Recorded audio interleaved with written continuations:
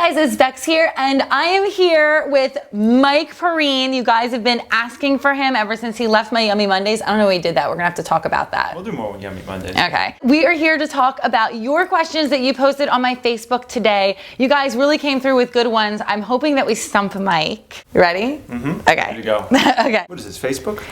This is Facebook. For those of you who tried to find Mike on Facebook, he's not on it, so stop looking. Which type or species of probiotic bacteria should be in a good probiotic supplement? Well, there's about 14 different strains, and I don't remember all of the strains right now because I have all their Latin names and scientific names. But to know if a probiotic is really beneficial and if it's going to work for you, you have to try it and you have to take it. Okay, so some of them out there are completely garbage. They don't work. They don't. Well, what's one that you would recommend? AST enzymes, it's called Fluorocore, is great. There's one called ProGert, which is really good. Okay. And when you take these, when you initially take them, they might make things a little messy. So you might, hey, Summer.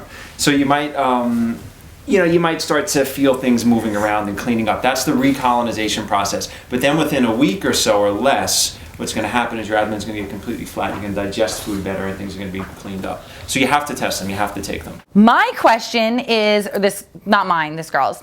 My question is, where did Yummy Mondays go with Mike Perrine? I was digging them really hard. Oh, thank you. We're going to do them again. We're going to do them, Yeah. hopefully in a much bigger format. In the new kitchen. No, in like a TV studio kitchen. I think people like to come into your house. We want TV studio kitchen. Do you think that taking probiotics daily is necessary? Can it be harmful? Or being a raw food chef, do you feel like it's completely unnecessary because your food should be able to do all the work for you? In a perfect world, if we hadn't eaten all the food that we had and taken the pharmaceuticals and had antibiotics and didn't have the stresses that we have, then we would, we digest food exactly the way our bodies are supposed to function. And if we were eating all the right, proper food. But it's technology. So it's something that's really beneficial for us, but it's there because we created it. And we shouldn't take a probiotic every day if you can. If you take too many, you may get really gassy or something like that, but it shouldn't hurt you unless you take a tremendous amount or something like that. But, you could take a lot of probiotics every day. It's going to reduce the gases in your body if you're taking a balanced amount. And it's going to help you to digest food and absorb food. All right, here's kind of a long question that I'm gonna summarize, but it got a lot of likes, so I really want you to try hard on this one. She's experiencing stress from a job that she can't quit because it's not feasible. Like, she needs this job for the money. Right, got it. She's emotional binge eating because of this stress, and she's looking for sugars and carbs to get that good feeling, that high, to kind of fix whatever the stress she's having because of the job. Is there a juice recipe that can help break that sugar carb binging habit? Thank you. Well, there is. It depends on where the craving is coming from, because people want to feel good. So when we don't feel good, we go to different foods that will make us feel good, and especially in grains and carbs, especially when they're mixed with sugars and things like that, it can release opiates into the body and make you feel really good. So I don't know if this is going to work for everybody, but it works for me. It helps me get through a day when I can't actually get food. If I mix let's say almond milk, an unsweetened almond milk, or a hemp seed milk. It can even be a packaged one if you don't make your own nut milks. But we have a video on Yummy Mondays about nut milks. We do. Yes. I'll link it. Is this nut milk? No. And if you mix that with 50% carrot juice, it's very balancing. And you're still getting some carbs in there, but it's a very balancing drink. So on a physiological level, it'll help to balance you out. But if psychologically you're still craving sweets because of stress, you have to work on that. So half almond milk, half carrot juice. Yeah. Word. Easy. What veggies and fruits can be juiced together to make the pipes unclogged and running smoothly if we are unable to get a colonic? What makes you poop? This was Norman Walker's. Norman Walker's the guy. He's sort of like the godfather of juicing and colonics, right? He was rumored to have lived to 118 years old, but he actually died at 99 years old. Okay, that's still pretty long. But he had a good run of it. Okay. He wrote some pretty wild books. This was his magical colon cleansing formula. It was carrot, spinach, and beet juice. That combination. Carrot, spinach, beet. Yeah. Okay. And beet has a lot of oxalic acid in it, so it helps to stimulate movement through the intestines. So does spinach. There's a little bit of oxalic acid in it, and that will help to keep things moving through your system. It's a very good juice to make you crap. Here's another Mike fan. She misses our interviews. That's why she started following me.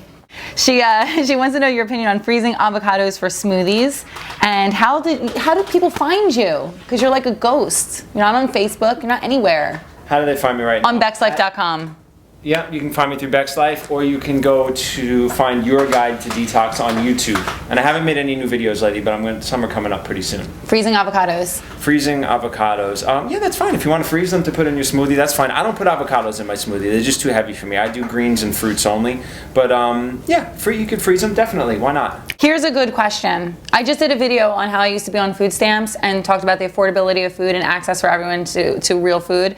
When budget is an issue, what are some fresh food must-haves? What's on your list? Well, it doesn't have to be organic food, first of all. Okay. People could still do really well with food that's not organic. I mean, yes, Okay. of course, we don't want the poisons in the food and the GMO issue and everything like that. But when Gil, one of my mentors, was healing, he didn't use any organic food, and he still healed from very serious illness just by getting into a vegan raw food thing. So, what are some must-have foods? You're ruining my whole steez, by the way, by saying Why? that. Okay, it's okay. I'm a big organic proponent, though, All right. too. No, what are your foods? Give me your list. But it's better to be plant-based than not. Right. So, I what's agree. my list? Things. So you're probably looking for, if you want to start to get salads into your diet and things like that, cabbage, carrots, romaine lettuce, celery, things that'll be very filling. She's all right. Okay. Things It's that will okay. be very filling. And if you're looking for a superfood, you want to get a lot of nutrition, white chia seed is incredible. You make White chia seed. It's called, I think there's like a name they call it. It's just a product name is called Salba. And it has 70% more protein than soybeans. It has 6 times more calcium than whole milk. It has 8 times more, I don't remember. It's got everything like that you need white chia seed. But you have to grind chia seed if you want to get the full potential, or chew it really well, which is like an impossible task. So here we have another question about dealing with sweets and a good replacement for it. The almond milk and carrot, like we mentioned before. Anything else? Making nut milks and sweetening them. If you're just trying to get off refined sweeteners, then you could sweeten it with dates or figs or something like that, and you blend that into the nut milk and you strain it out, and it'll let the sugars in. Okay. If you really don't want any sugar, put a little bit of stevia in there. And stevia is a plant that tastes 40 times sweeter than sugar. It's so sweet. Yeah, Like so you I just can't put even do you it. It's just so put sweet. a drop in there. It's a little weird. It's a little saccharine and herby tasting Yeah. sometimes, but they're getting better with the extracts. They taste a little bit cleaner, a little bit better. But using that in nut milk could be really balancing. It tricks you. You think you had something sweet. Why does everyone want to get rid of the sweets? I like them. I think a lot of people have yeast problems, and a lot of people have problems I just. love sugar. I do too. 5 bananas a day. It fixes everything. Question all the way from Australia, which I think is a really important one. I'm pregnant but wanting to detox as I've had bad cravings. Is a juice detox okay? And can you recommend one? Yeah, I would not do anything too dramatic if you're pregnant or if you're nursing. So if you just feel like you need to get things like moving through your body and cleaning up a little bit, have fresh salads every day.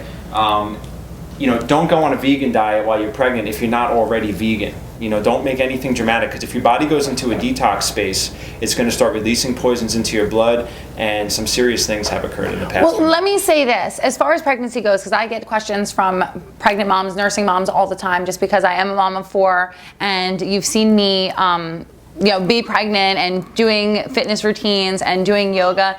Pregnancy is never a time to try anything new.